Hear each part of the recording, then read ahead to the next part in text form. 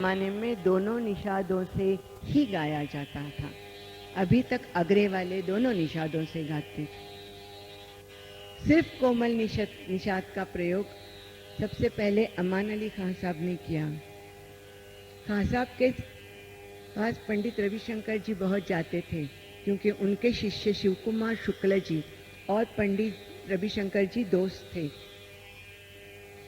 और वो पंडित रविशंकर जी ही थी जिन्होंने अमान अली खान साहब को खासकर दिल्ली में बुलाया और उनकी 2 बड़ी महफिलें वहाँ प्रस्तुत हुई थी। तो उन्होंने इससे ये कोमल निषाद वाला उनको भी बड़ा अच्छा लगा, और धीरे धीरे जो अधिकतर अब कोमल निषाद से ही गाया जाता है। वैसे ही रागेश्वरी का है, 2 निषादों की रागेश्वरी है और सिर्फ कोमल निषाद की भी है। ऐसो बनुवारी माई सखियन संग मिल डोलेरी, ऐसो बनुवारी माई।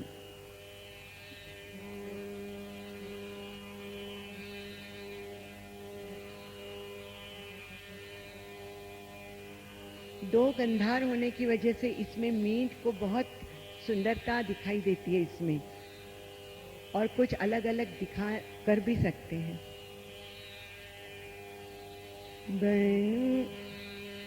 और एक बात है, ये गायकी सिर्फ आकार से नहीं गाई जाती। बंदिश के मुखड़े में जो योग्य शब्द होंगे उनको लेकर गाई जाती है।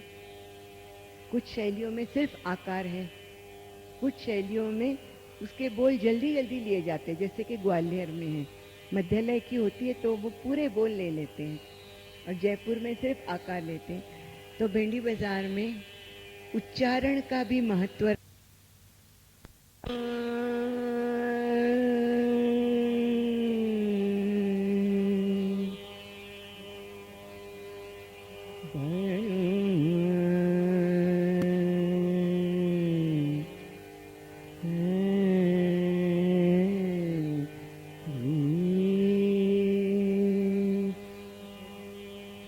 पहले का जो राग था उसमें बहुत खुली आवाज थी, बनो वही खान साहब ने थोड़ी सी बंद कर ली, लेकिन मींड वही है, कण वही है कि थोड़ी सी और बंद कर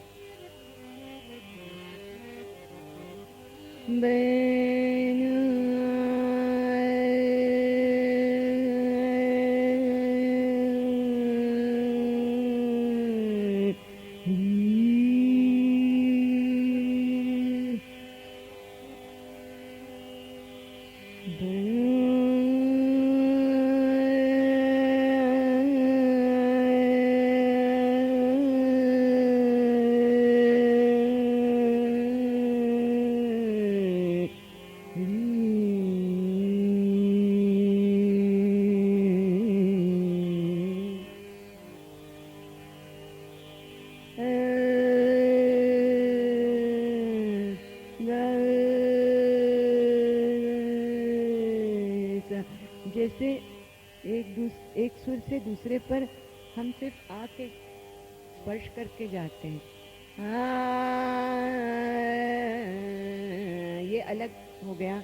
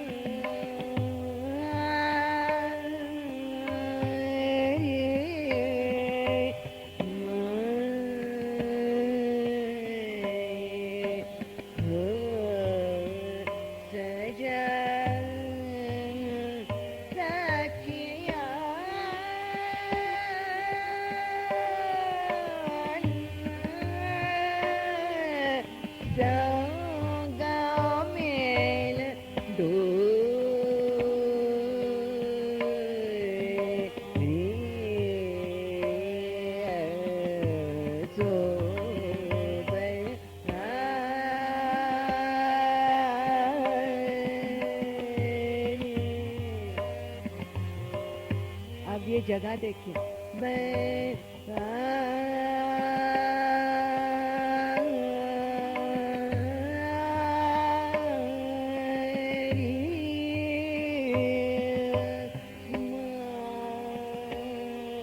ये स्वर कण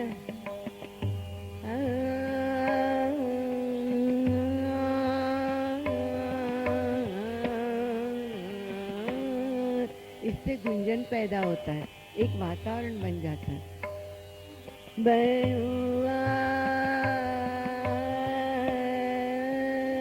ये एक अलग पद्धति हो गई। और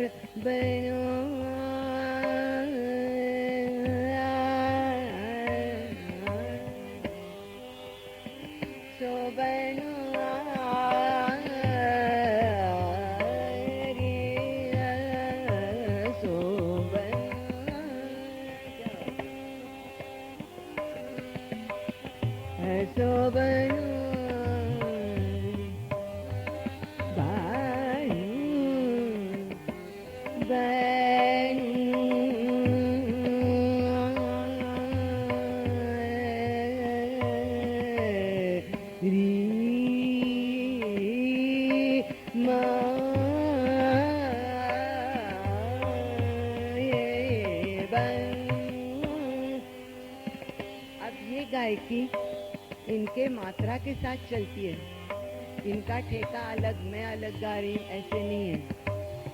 जहाँ इनकी मात्रा महत्वपूर्ण है, ठेके में सिर्फ सम नहीं महत्वपूर्ण होती है, हर एक ठेके में कुछ कुछ मात्राएं, आप विलंबित एकताल भी लीजिए, कत, आगे की धागे तिरकिट लास्ट, तो ये मात्राएं देखकर उस पे वैसे ही सुर या न्यास आ जाता है। इसलिए वो मात्रा के साथ लयदार गायकी है, लयकारी नहीं है। दुगुन तिगुन मैं नहीं करूंगी, बनुवारी माई माई माई, ये नहीं करूंगी मैं इनके साथ चलूंगी। बनुवारी माई, सो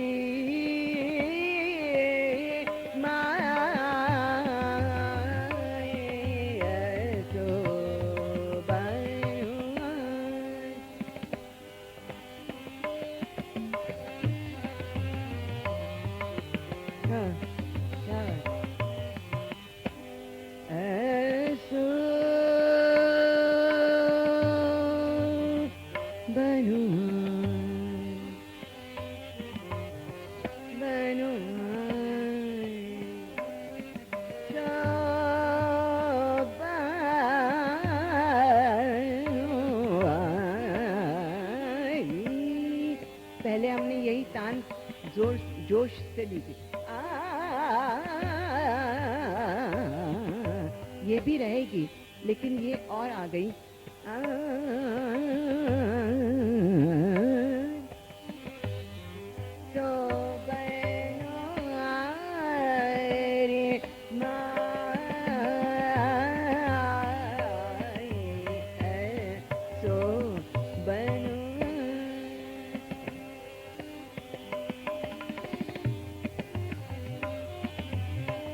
और एक जिसे हम मुखविलास कहते हैं, मुखड़ा हमारा जो होता है, उसे कुछ सजा के फिर सम पे आना है। जैसे आलाप होगा, ऐसो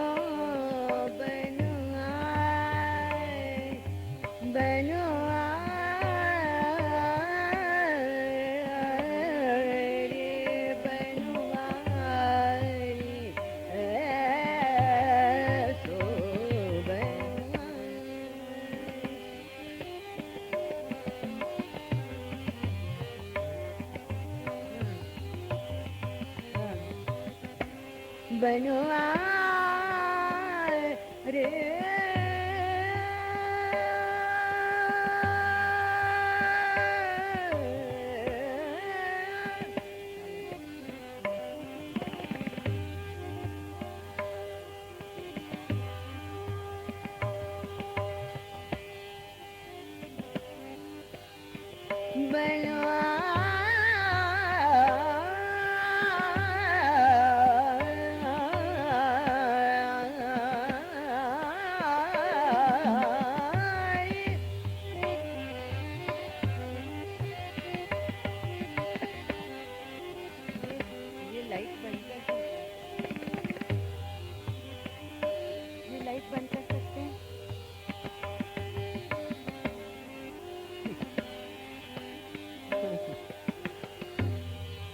बस ठीक है ना, बहुत ही अंदर है, चलो ठीक।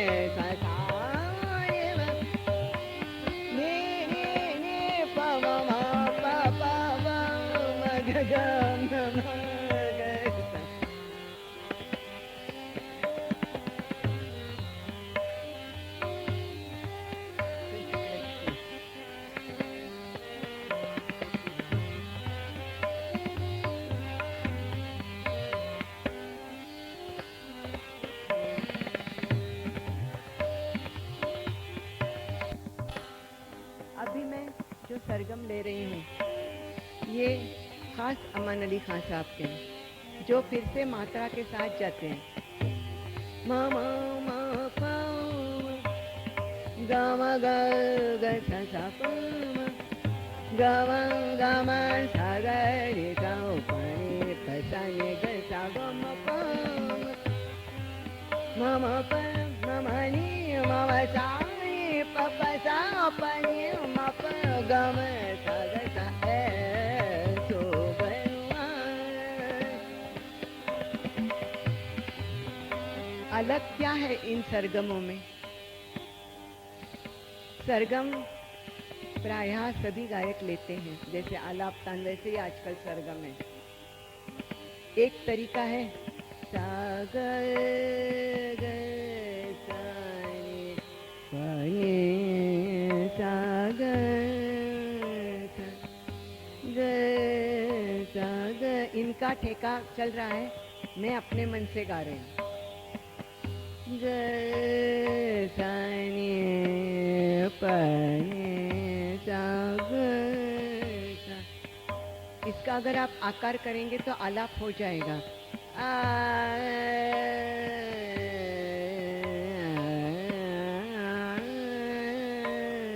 फिर हम तो इससे कहते कि ये आलाप का नोटेशन है। सा ग म प म ग म ग सा नि सा ग म प म ग म ग सा। ये तान का नोटेशन है। फिर सरगम हमारे ख्याल गायन में हर एक को अपनी अपनी एक पहचान है। आलाप है तो वो आलाप ही है, तान है तो वो तान है। फिर सरगम सरगम ही रहने चाहिए। तो ऐसी क्या बात है। अब मैं जो सरगम ले रही हूँ उसका आप आकार करके देखिए। म प ग म सा ग ने सा ग म प आ। ये तो बहुत चाइल्डिश लग रहा है। यानी इस सरगम का और कुछ नहीं हो सकता, ये सरगम ही है, इसलिए वो सरगम है। ये नोटेशन नहीं है आलाप या तान। इसको अलग पहचान है, ये भिंडी बाजार की पहचान है। ग म म ग म म सा ग नि। हर एक सुर को अलग वजन या काल दिया जाता है, ड्यूरेशन हम कहते हैं। ग म ग बढ़ा दिया, ग म सा ग ने सा ग म प म ग म ग सा नि सा ग सा नि प रे सा ग म प नि सा रे प म ग ग सा। इसलिए ये सरगम है और ये खासकर अमान अली खान साहब ने विकसित किए हैं। ऐसे पूरा आधा घंटे भी ये सरगम ही चल सकते हैं और श्रोता भी बड़े रुचि से सुनते हैं, क्योंकि इसमें पूरा लय और सुर का एक संगम होता है। और इसके लिए जानकारी जरूरी नहीं है, संगीत का आनंद ले सकते हैं। बनवारी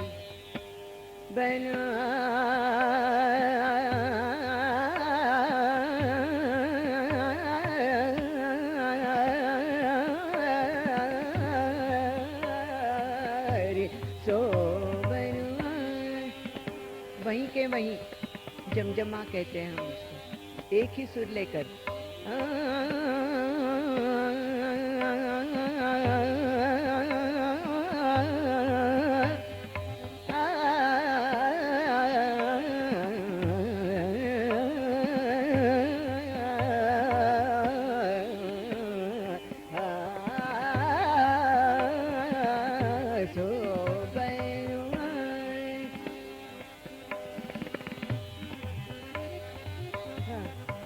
बनवारी माए सजना सखियान संग डोले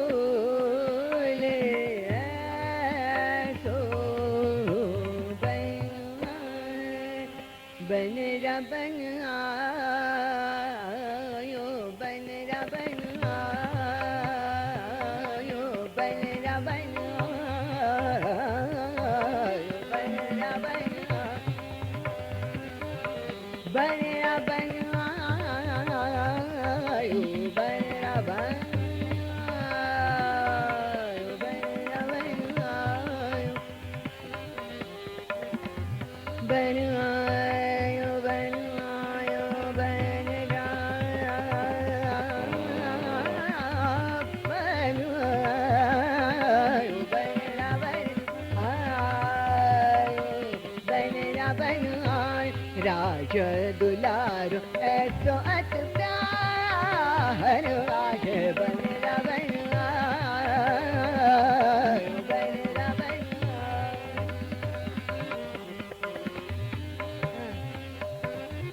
क्या बात है। बनरा बनो आयो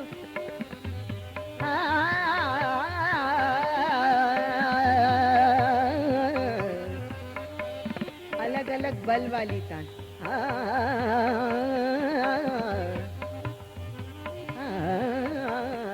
गसा ये बल लगा, ग सा सा ग म प।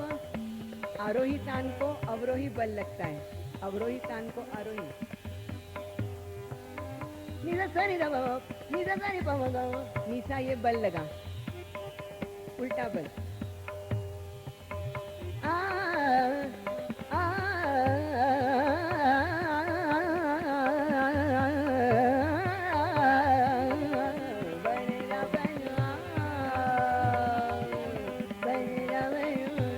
बीच में ही मीड आएगी। बनरा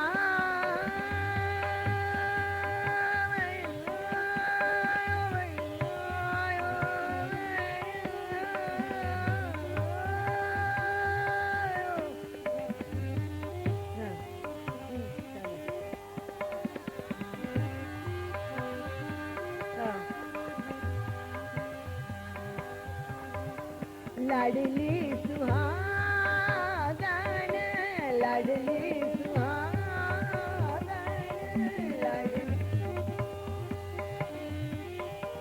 लाडली सुहागन, तसोई साजन, अमर शबुन सब आएका शबन रबन आयो, बन रबन बनरा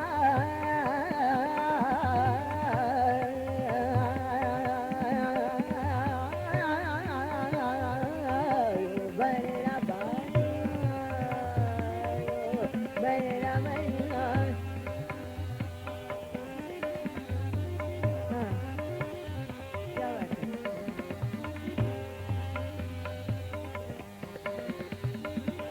गम ग गम पम मप गम सा गने सा सा बनरा बनरा। म प म प नि म प म प ग म प म प गम गम सा ग नि सा बनरा बनरा। प सा नि म नि प ग प म सा प म ग म ग सा बनरा बनरा।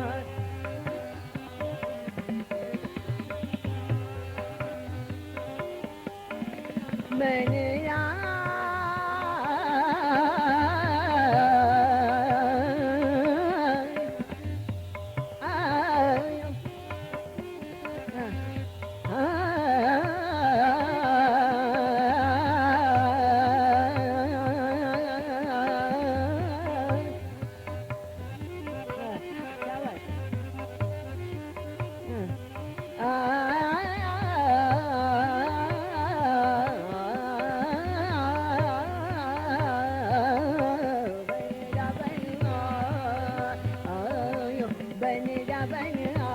राज दुलार ऐसो अत प्यार आज बनरा बनरा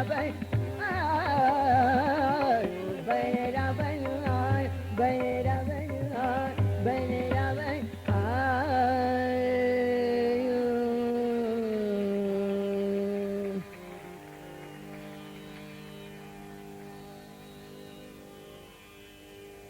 इस तरह से हमने गायकी के बारे में देखा। अभी हम जब गायकी के बारे में ही देख रहे थे तब आपको भी महसूस हुआ होगा कि कुछ बंदिशों का भी अलगपन है इसमें।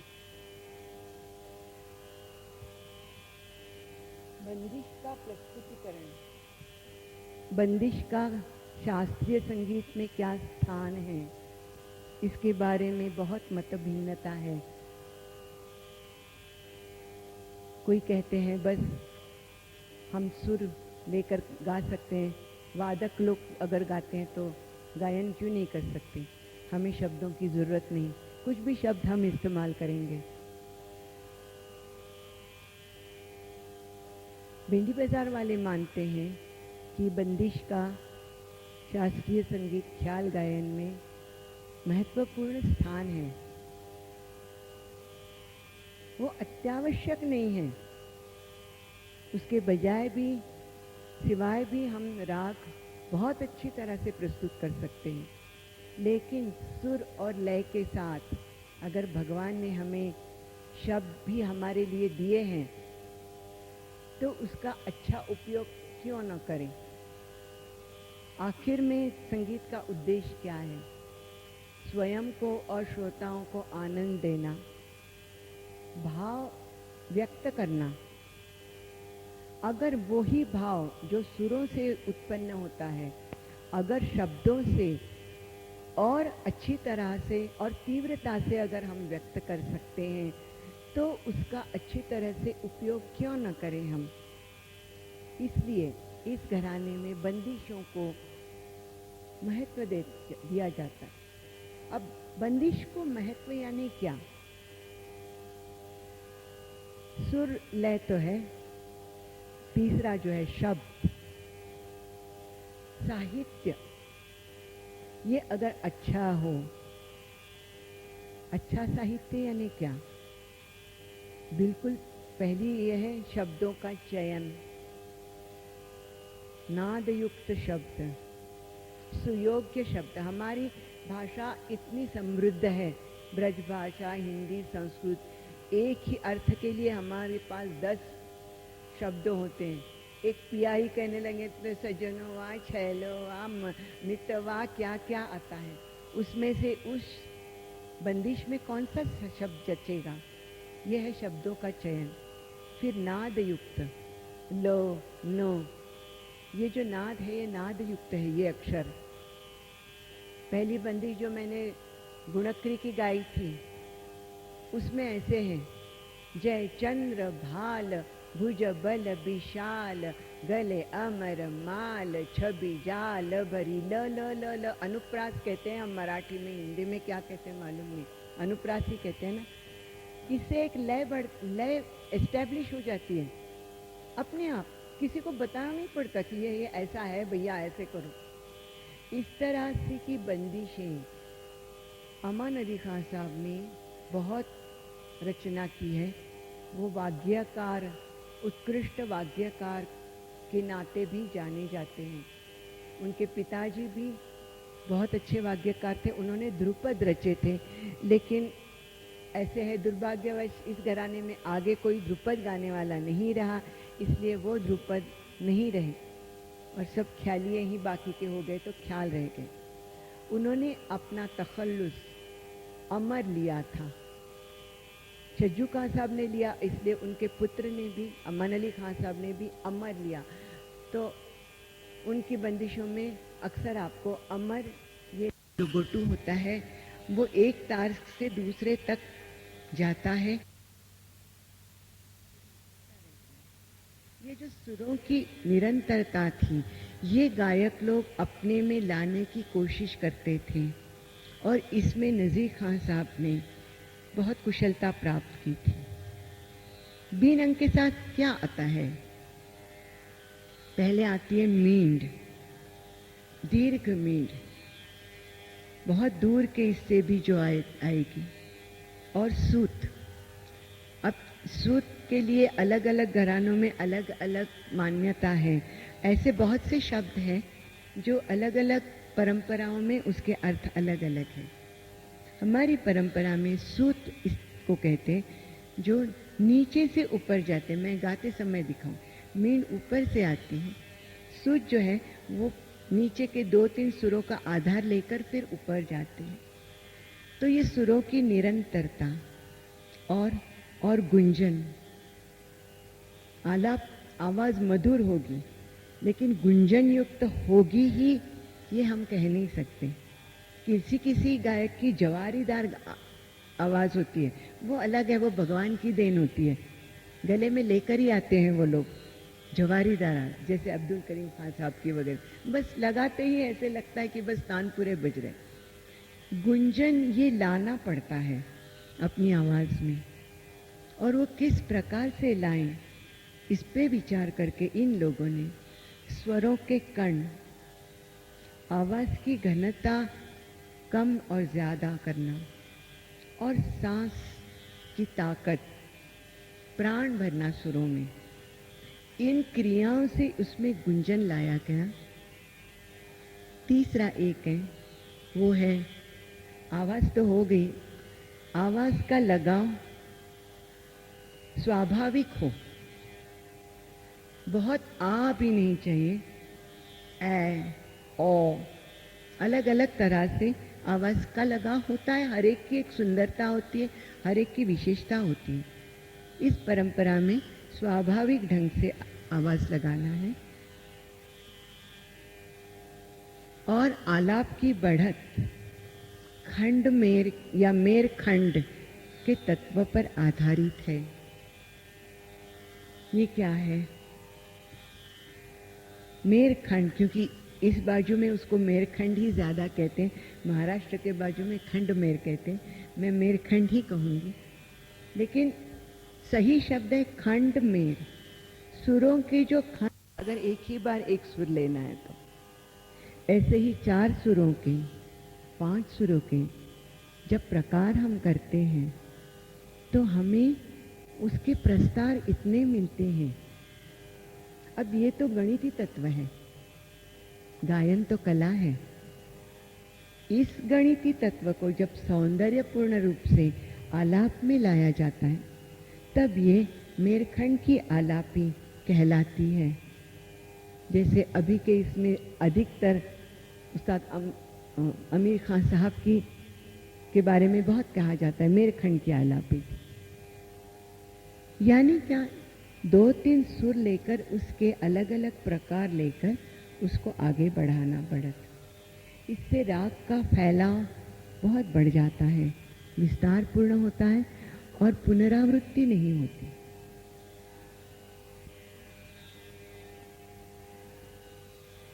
आलाप के बाद जो पुरानी गायकी थी उसमें एक तो गमक की जोशपूर्ण तान और ऊपर के नीचे के सुर लेकर नजीर खान साहब की शिष्योत्तमा गान तपस्विनी अंजनीबाई मालपेकर, बहुतों ने नाम नई पीढ़ी के लोगों ने नहीं सुना है, क्योंकि 1920 में ही उन्होंने उस वक्त आध्यात्मिक वृत्ति से महफिलों में गाना छोड़ दिया था।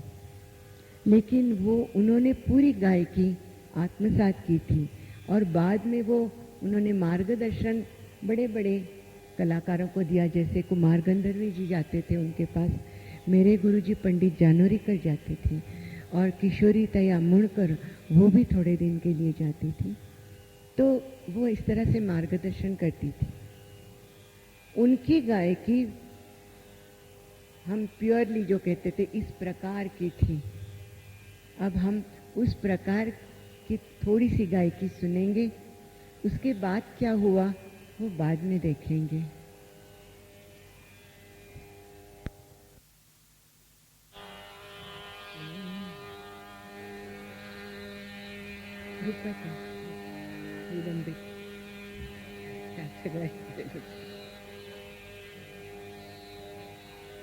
अंजनी बाई जी का बहुत, हर एक गायक के कुछ कुछ राग होते हैं जिसमें वो सिद्ध हो जाते हैं। वैसे राग सुबह का गुणक्री, भैरव थाट का, गुणकली नहीं, गुणकली ये बिलावल थाट का है, गुणक्री ये सही नाम है उसका, भैरव थाट का ओडो जाति का राग है, वो हम लेंगे। बंदिश है रूपक ताल में, रूपक, लेकिन इस शैली में रूपक की लय काफी ठाय होती है, इसमें बड़े ख्याल भी होते हैं।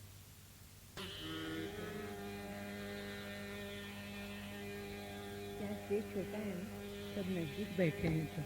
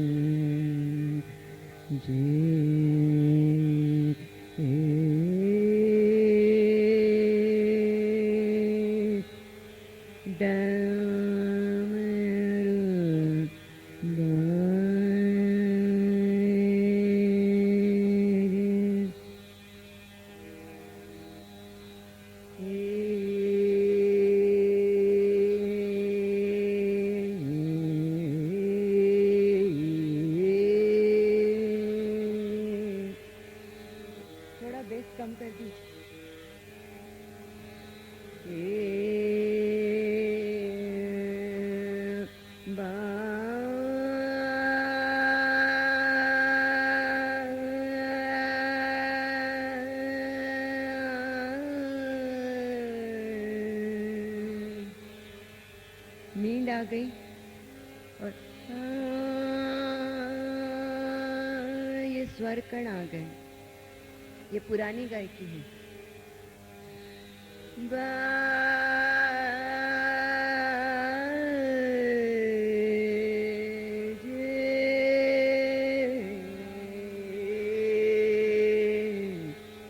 डमरू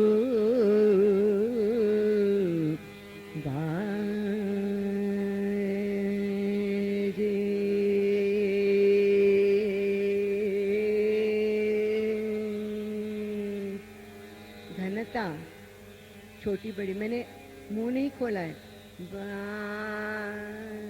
ये नहीं हो रहा, यहाँ से कम ज्यादा होगा।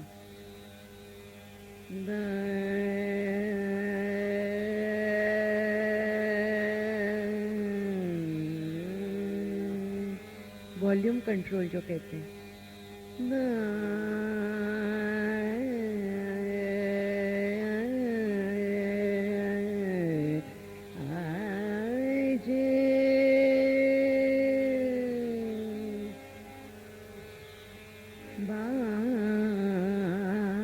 ये सूत है। बीन का जब ऊपर वो जाते हैं तो हाथ नहीं उठाना, इसलिए नीचे को सुरों का वो आधार लेते हैं।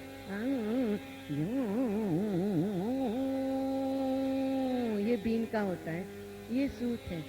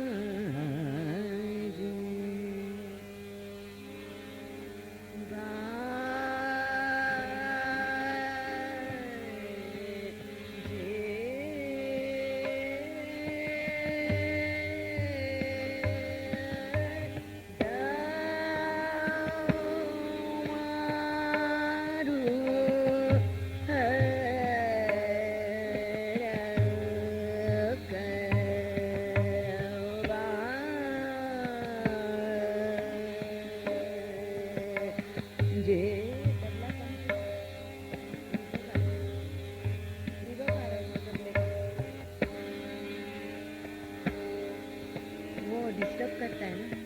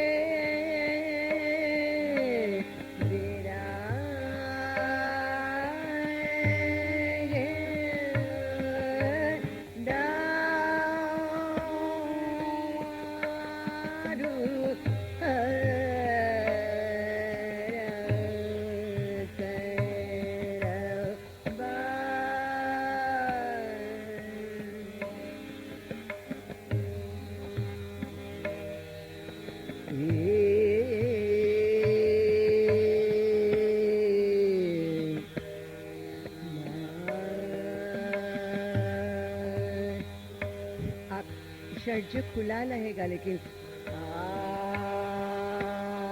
ये नहीं रहेगा। स्वाभाविक जितना है उतना ही रहेगा।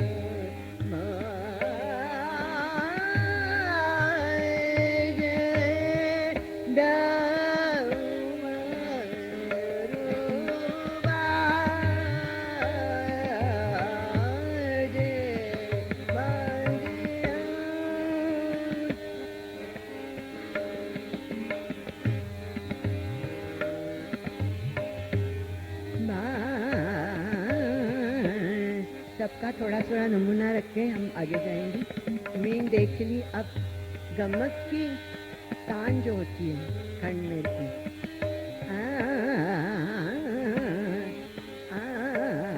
ऊपर से नीचे सा म रे सा सा म रे सा सा रे म रे सा सा रे म प ध ध न प म रे ध ध रे रे रे ध ध न म रे प प म रे सा सा सा म रे सा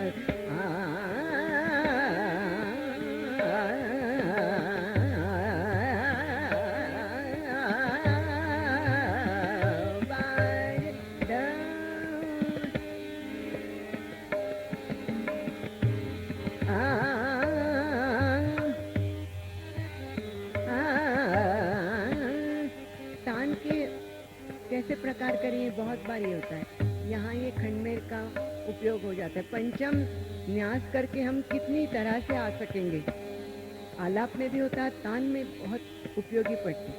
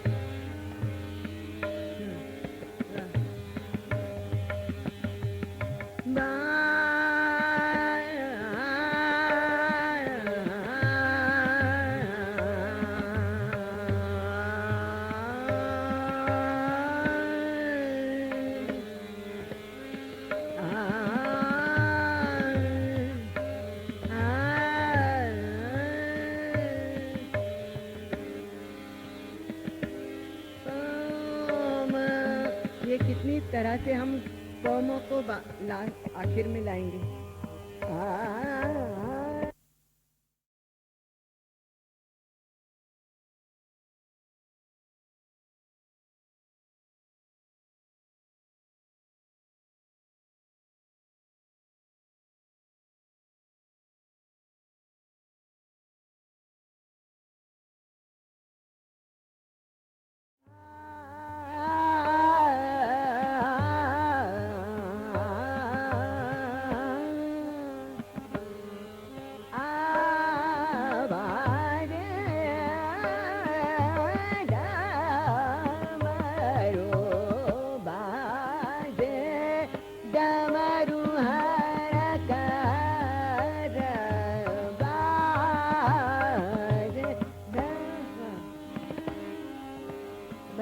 लेते हैं, क्योंकि ताकि अमान अली खान साहब की बंदिश है। श्री गणेश जी की स्तुति है। जय श्री शंकर सुत गणेश, नायक दायक, जय जय सिद्धपति, जय श्री शंकर सुत गणेश। अमान अली खान साहब यानी उस्ताद छज्जू खान साहब के पुत्र। इसको हम आगे आएंगे, लेकिन एक राग पूर्णत्व के लिए हम बंदिश ले लेते हैं। जय श्री शंकर सुत गणेश, जय श्री शंकर सुत गणेश, जय श्री शंकर सुत गणेश, जय श्री शंकर सुत गणेश।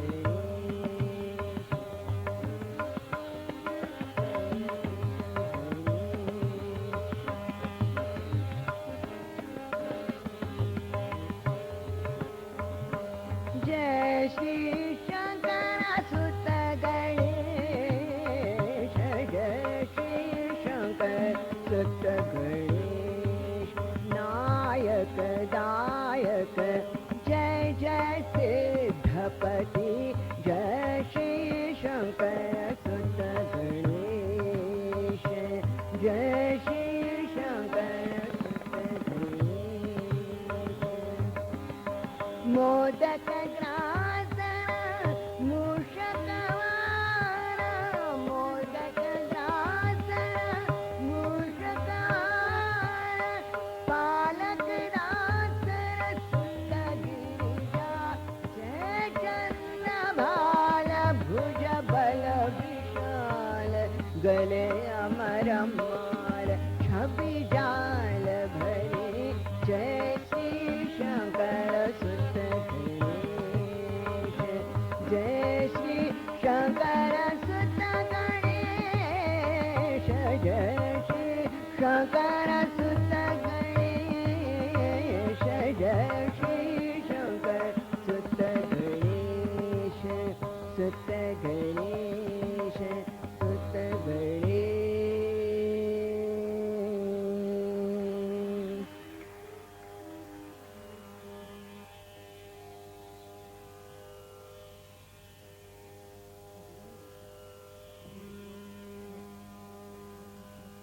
हर एक घराने में पीढ़ी दर पीढ़ी प्रतिभावान कलाकार जो आते हैं, वो अपनी अपनी तौर से प्रतिभा से उस गायकी में कुछ अपनी और कल्पना से कुछ चीज़ें डालते हैं, जिससे वो गायकी समृद्ध हो जाती है। लेकिन मूल तत्व जो है वो वैसे ही रहते। इसलिए आप देखेंगे किराना घराना भी आपने लिया तो अब्दुल करीम खान साहब की गायकी अलग, सवाई गंधर्व जी की अलग, भीमसेन जी की अलग, लेकिन फिर भी हम पहचान सकते हैं कि ये कैराना घराने के हैं। वैसे ही भेंडी बाजार घराने में छज्जू खान साहब के पुत्र उस्ताद अमान अली खान साहब, इन्होंने अपने पिताजी से ही घराने की तालीम तो पाई, लेकिन उसके आगे जाके उन्होंने उसमें दो तीन बातें ऐसी लाई जिससे ये भेंडी बाजार घराना एक अलग शैली से के रूप से और निखर गया। विलंबित गायकी तो सभी इसमें होती है। ये क्या चीजें थी? एक तो उस वक्त की गायकी पहले वाली वो बहुत विलंबित थी, अपने अपने काल में वो ठीक रहता है। कला जो है वो कालानुरूप थोड़ी सी बदलती जाती है, अगर वो नहीं बदले तो वो कला नहीं है। कला में नए नए प्रयोग होते रहते हैं। तो अमान अली खान साहब ने इसमें थोड़ी सी मध्यलय लाई पूरे गायन में, लेकिन मींड, कर्ण, आवाज का लगाव ये सब कुछ वैसे ही है, लेकिन गायकी थोड़ी सी मध्यलय की ओर थी और उसको अधिक लयदार बनाया। इसके साथ उन्होंने कर्नाटक संगीत का भी अभ्यास किया था बाकायदा। उसमें जो सरगम लेने की पद्धति है वो ताल के साथ जाती है सरगम। वो जो उन्होंने लयदार सरगम है उसको अपनी गायकी में समा लिया, लेकिन उसको उसका जो ज़्यादा गमक का था वो हटा के सिर्फ मात्रा के साथ जो सरगम जाती है, ये सरगम उन्होंने उसका समावेश किया। और ये सरगम तो खां साहब की और इस घराने की आगे चलकर पहचान ही बन गई।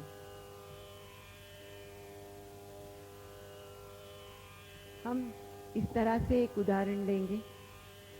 मध्यलय की गायकी होते हुए भी, मध्यलय लय होती है, गायकी नहीं। लय मध्यलय है, लेकिन गायकी विलंबित चलती है, मींड वगैरह सब वही होता है, लेकिन उसको एक झोल आता है लय का।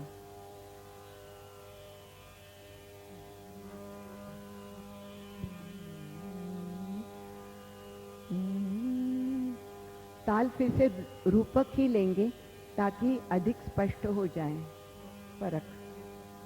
बाद में हम उनका मध्यलय का भी एक रचना लेंगे हंसध्वनि की, जो बहुत ही लोकप्रिय है, लेकिन पहले रूपक का एक ख्याल लेंगे ताकि फर्क हमारे ध्यान में आ जाए।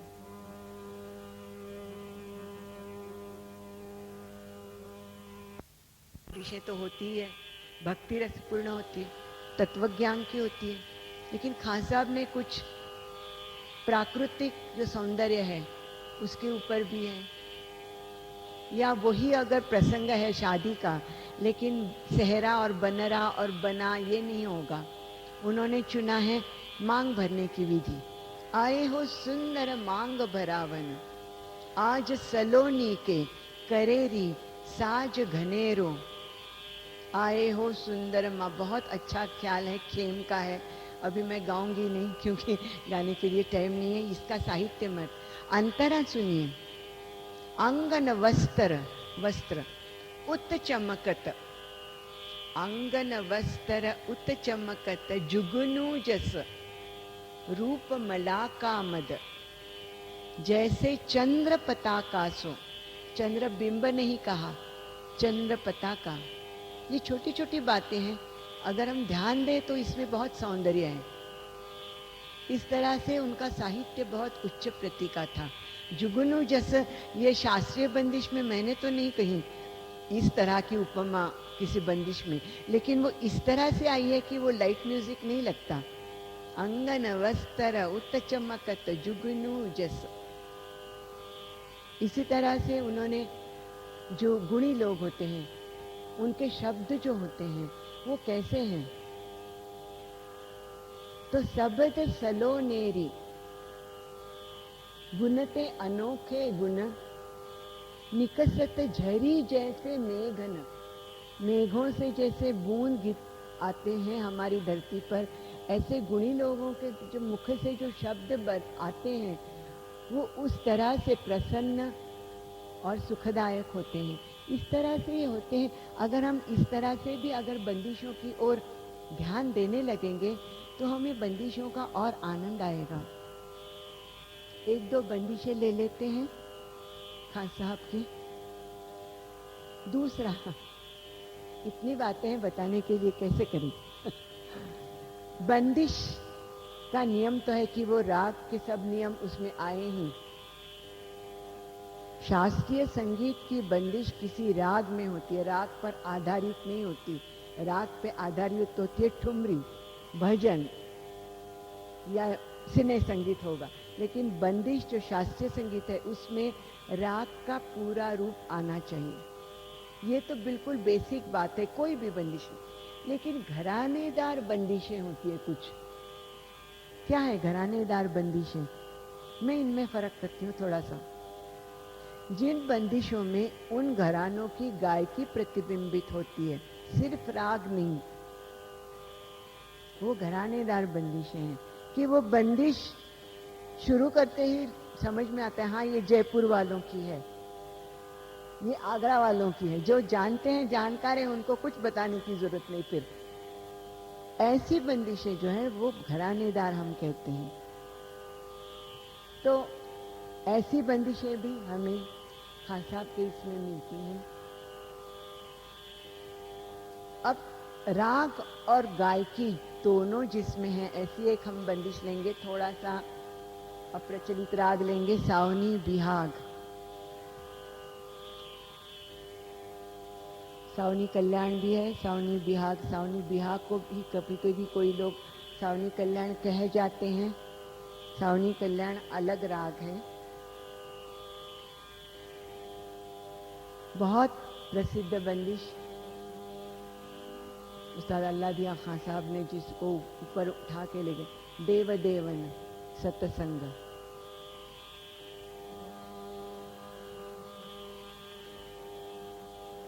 उसी को खां साहब ने किस तरह से ये राग को देखा। देखिए, वाद्यकार की दृष्टि भी बंदिश में दिखाई देती है। मैं इसलिए ये कह रही हूँ कि ये बहुत एक अच्छा पहलू है जो बहुत दुर्लक्षित है। अगर हम बंदिशों की ओर ध्यान दें और आनंद लें तो हमें भी आनंद आएगा और श्रोताओं को भी आएगा। सबसे बड़ी दिक्कत शास्त्रीय संगीत लोकप्रिय करने की है कि लोग कहते हैं आप क्या गा रहे हैं, हमें समझ में नहीं आता, आपके आलाप और तान आ करते रहते हैं। अगर शब्द श्रोताओं तक पहुंचे और उनको भाव समझ में आए तो क्यों नहीं वो मजा लेंगे। तो इसलिए ये उच्चारण और ये इसके साथ अगर राग, शब्द, विषय ये सब इकट्ठा जब रसायन बन जाता है तो एक उत्तम बंदिश बनती है। ऐसे नहीं बनती र को ठ जोड़ के।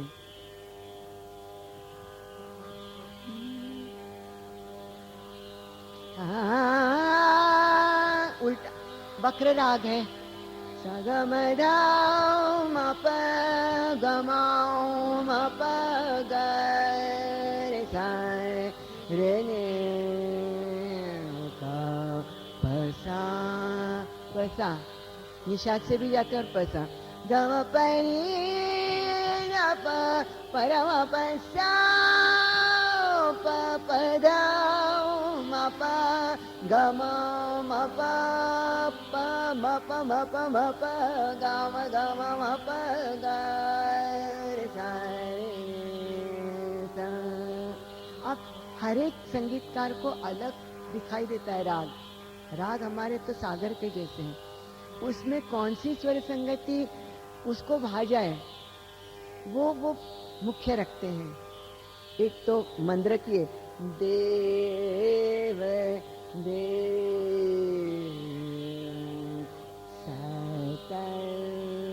संग, ये एक संगति है। और दूसरी सावनी की है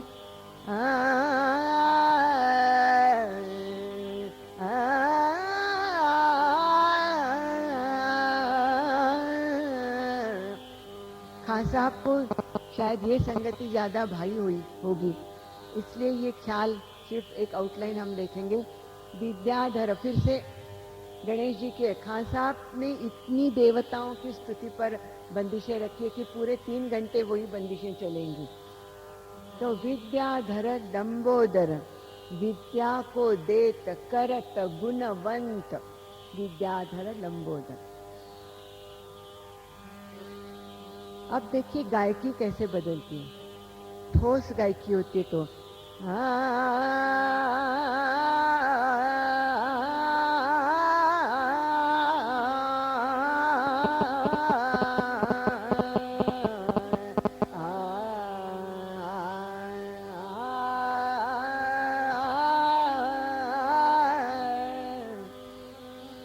अब यहाँ है वो कणों की गायकी में ज्यादा महत्व दिया गया है। इसकी ऐसा इसका कैसे चलेगा।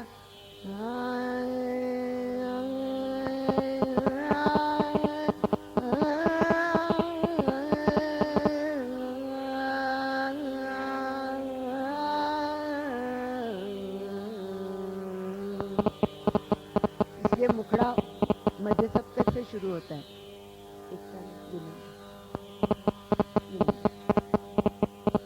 सॉरी, तीन दाखवते हैं।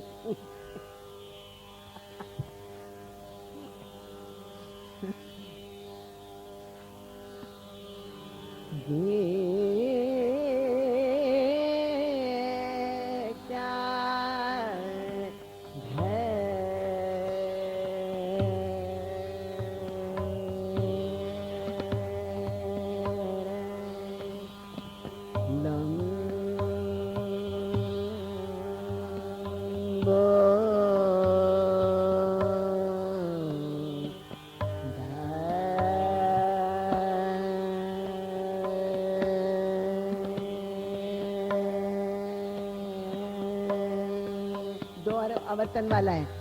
विद्या को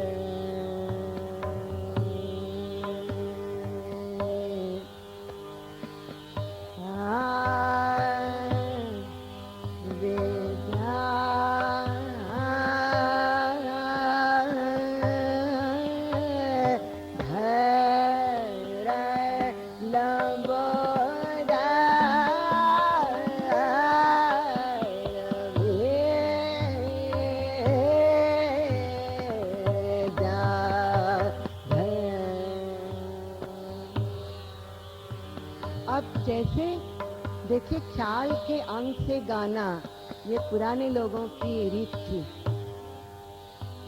3 ताल चल रहा है तो उसका जो गायकी का थोड़ा सा पहलू बदलेगा।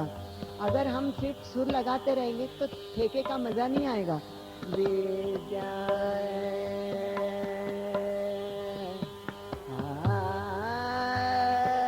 क्या करेंगे, तबलिया इतने अच्छा ठेका पकड़ के बैठे हैं और हम ऐसे गाएंगे तो इसलिए ये राग, ये बंदिश, ये ठेके के साथ जाएगी।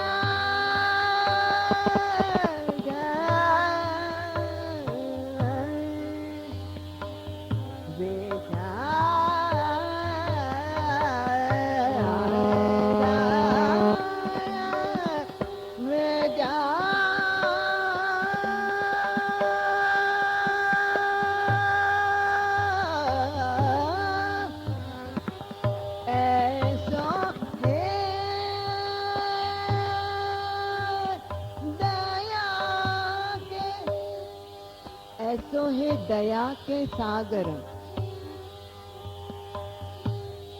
शरण जात अमर नित एकांत एकांत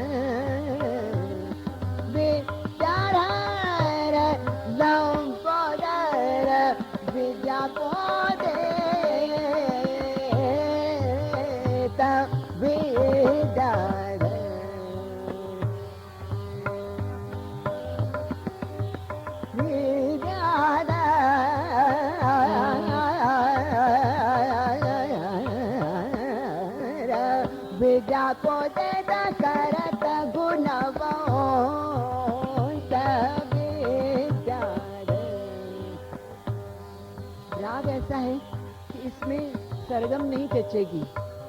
गर सा, ये जो संगति अलग अलग होती है, तो हर एक राग में हर एक क्रिया नहीं लेनी है, राग के अनुसार अपना गायन रखना है। ये भी एक देखा जाता है।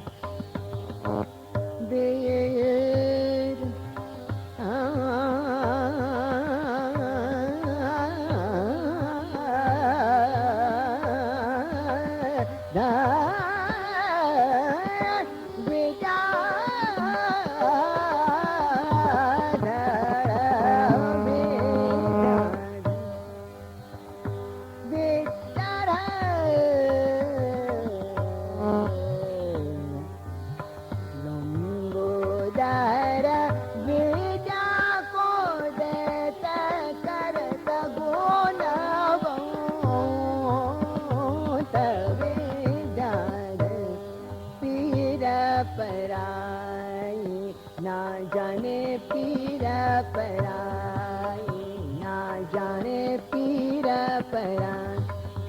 पराई ना जाने पीरा पराई ना जाने पीरा पराई ना जाने पीरा पराई। ये भी खान साहब की है, पीर पराई ना जाने। औरन की तन की मन की बिन परमात्म नहीं जाने। जग में सभी को लखत समान, जग में सभी को लखत समान। कर्म अमर शुभ नित कर ध्यान, संकट छिन में नसाई पीर पराई ना जाने। पीर पराई थोड़ा कम कर।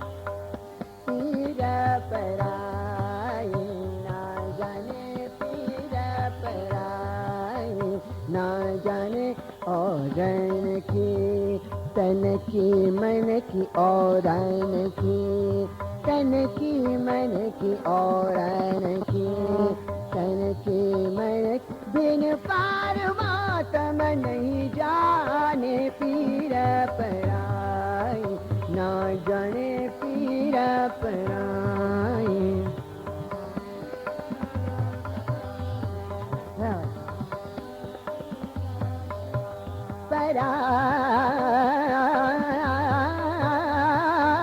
पराई पीर पराई, पराई पराई पीर पराई ना पीर पराई पीर पराई।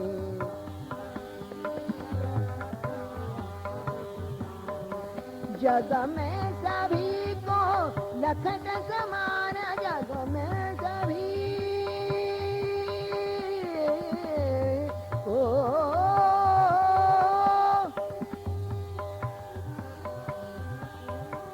जग में सभी को लखत समान। कर्म अमर शुभ नित कर ध्यान, कर्म अमर शुभ नित कर ध्यान। संकट छिन में नसाई पीर पराई ना जाने पीर पराई, पीर पराई पीर पराई।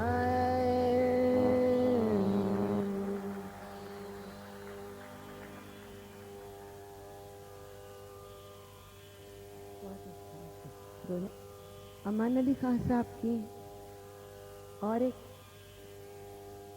विशेषता जो हमारे शास्त्रीय संगीत को रही है, उन्होंने बहुत से कर्नाटक राग थे पहले से भी, ऐसा नहीं कि उन्होंने ही यहाँ इंट्रोड्यूस कराए, लेकिन लोकप्रिय कराए या ज्यादा उसको प्रचलित किया। इसमें सबसे प्रसिद्ध है हंसध्वनि, उसके बाद नाद सुरावली, प्रताप बराड़ी है। हाँ, सबसे प्रसिद्ध हंसध्वनि की। उसमें जो पहले मध्य लय का ख्याल है। एक और खासियत खान साहब की है कि उनको मध्य एक ताल, ये बहुत उनकी चहेती लय थी। धिन धिन धागे तिरकित तूना करते। मैं जब विचार करती हूँ तो मुझे लगता है कि इससे एक ध्रुपद का जो वजन होता है ना, बिल्कुल बंधा हुआ ठेका होता है, कुछ नहीं बजाने यानी अच्छा नहीं लगता कुछ भी बजाएंगे उसमें, तो बस एक ठेका, तो ध्रुपद का जैसे वो चौताला का ठेका चलता है, तो इस तरह से उसको एक हम कहते हैं क्या प्रेस्टीज ऐसे हो जाता है। इसमें बंदिश है, जय माता विलमत जत मांगन गुण देहो। देखिए फिर से साहित्य, और ये आपने ये उस्ताद आमिर खान साहब से सुनी होगी, जो ज्येष्ठ संगीतज्ञ और जानकार बैठे हैं। ये अमान अली खान साहब से ही आमिर खान साहब के पास आई हैं।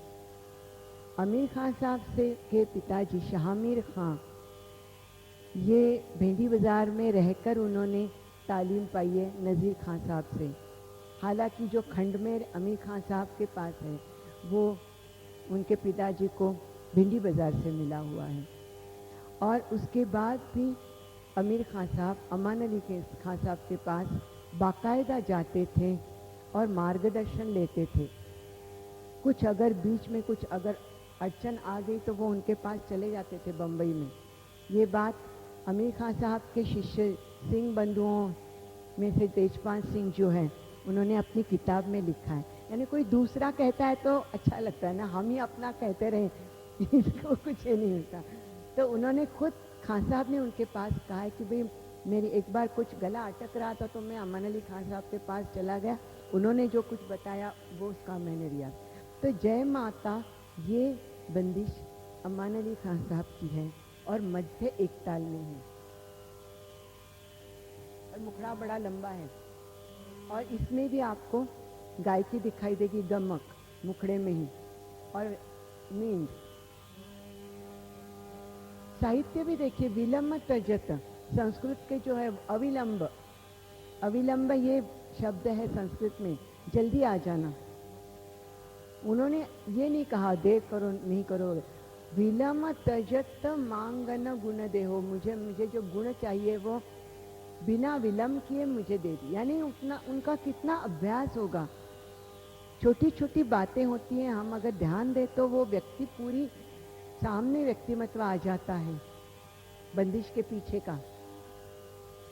मुझे इसका बड़ा शौक है, मैं ऐसे ढूंढती रहती हूँ कहाँ कहाँ खिड़कियां हैं।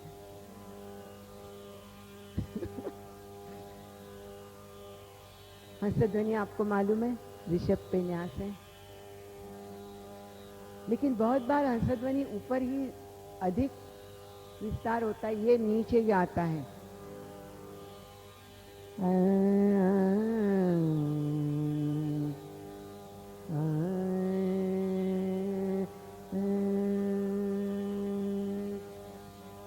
जय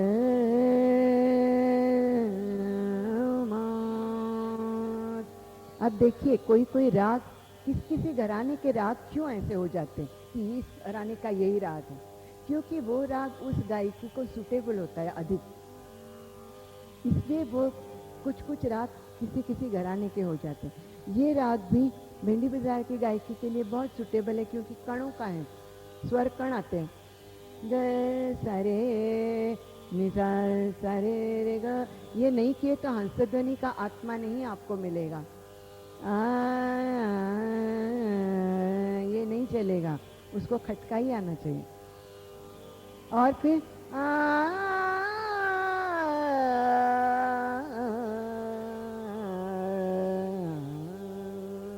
इसलिए इसमें गायकी भी आ जाती है।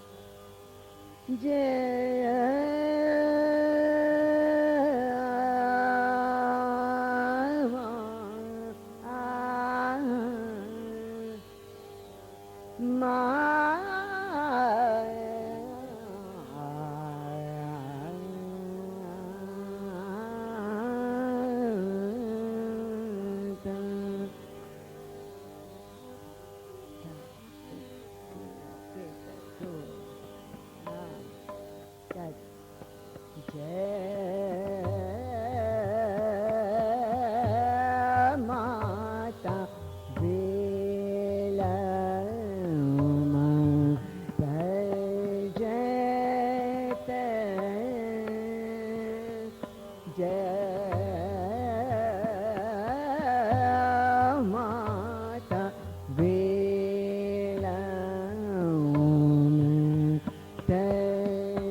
जयते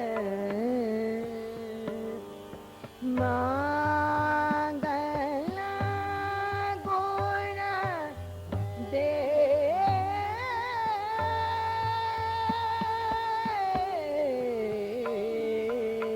हो जय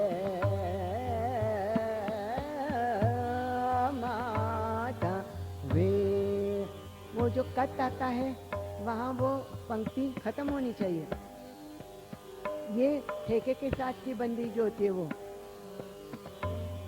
आगे अलग अलग मुखड़ा लेंगे, लेकिन पहली जो बंदिश है उसका मुखड़ा इतना बड़ा है। जय माता जय माता। इसके लिए आपको सांस की भी ये चाहिए, इसलिए जय माता जय माता वेला ओम जयते मंगल गुण दे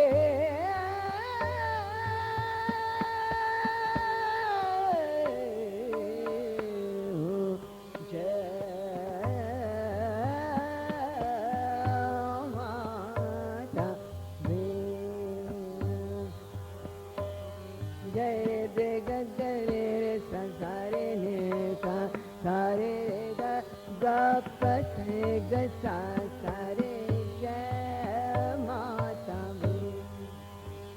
रे ग सारे ने सारे सारे रे ने सारे रे ग जय माता ने सारे रे ने सारे जय माता रे ग सारे ने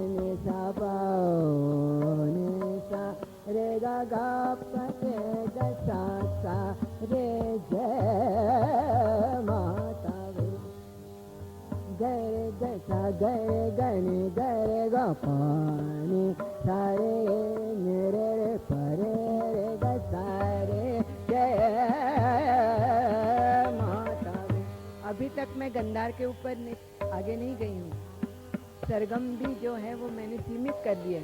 ये खंड में के सारे सारे ने सारे ने रे सारे नि ने रे ने पानी पसा ने रे सारे ने रे पानी सारे गने ग सारे ग सारे जय माता। ये बंधा हुआ होता है।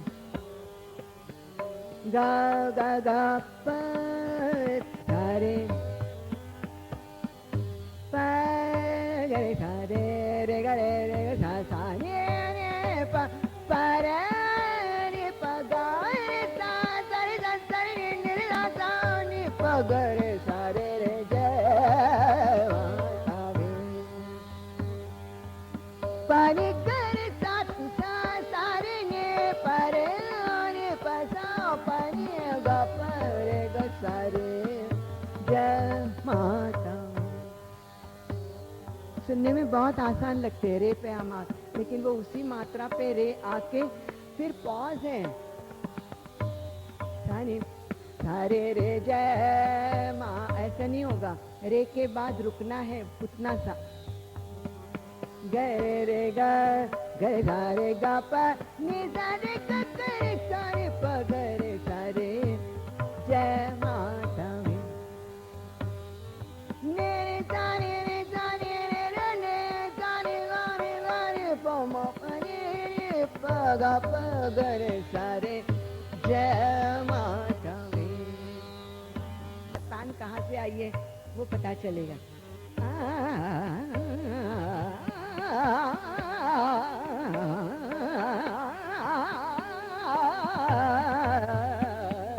जय माता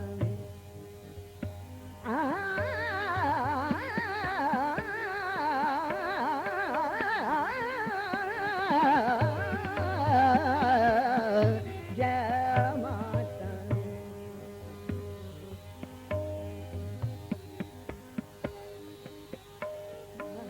माता।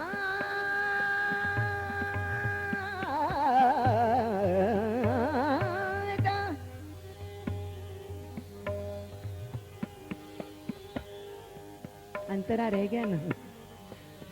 विद्या गुण अमर दे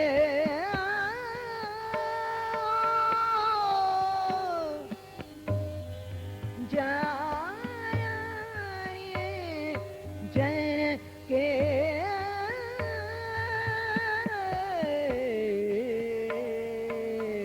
हो जय माता लागे लगन सखी पति से सीधा ठेका।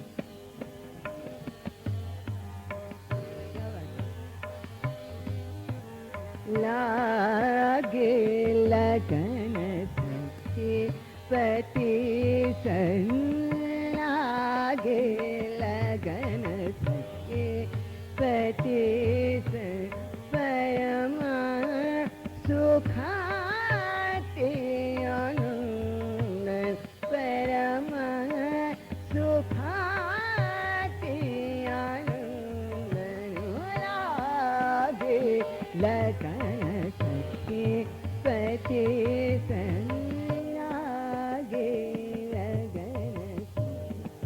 अस्थाई में ओरिजिनली तान नहीं है, बिल्कुल सीधी सादी सिंपल बंदिश है। लागे लगन लागे लगन लागे लगन लागे लागे लगन लागे लागे लगन लागे लागे लगन से पति।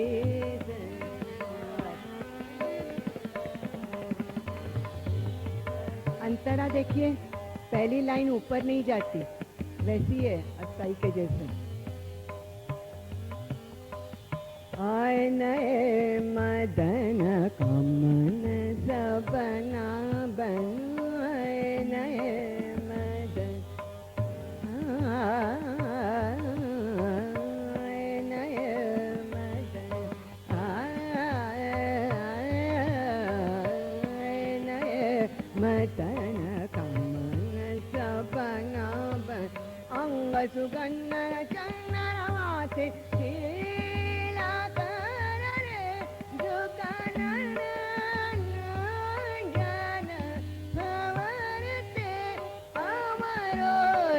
तपति काजे सदन लागी लगन सखी पति सन लागे लगन।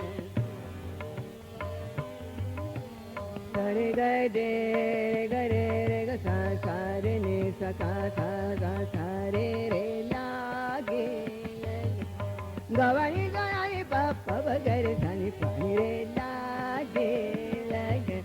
निगरे सानी पानी दानी बगा पानी पगा पगानी पगरे सानी सा सा रे लागे लगन। रे पे न्यास आना चाहिए। गवानी दानी करे दानी पापा गरे सानी पग सारे लागे लगन। गवानी पापा गरे सानी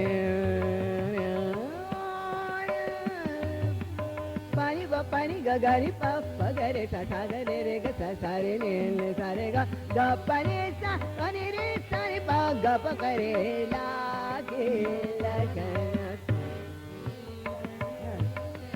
ga re da ni pa re ga re ga re da ni pa re sa ni pa ga re lage लगन सखी पति ये लय भी खान साहब की बहुत चहेती थी। हमें ये लय अधिकतर कुमार गंधर्व जी से के गायन में उनकी बंदिशें बहुत सी ऐसी होती हैं। यही लय खान साहब की उन्होंने पहले ही उनकी बहुत सी बंदिशें इसी लय में हैं, जो हम इसको इसलिए मध्य द्रुत कहते हैं। अब क्या कहें, तो मैंने उसको मध्य द्रुत कहना शुरू किया।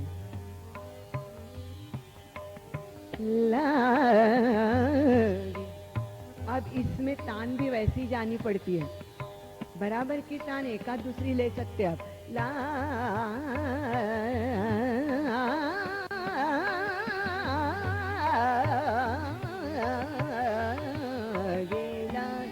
लेकिन ये कितनी बार लेंगे?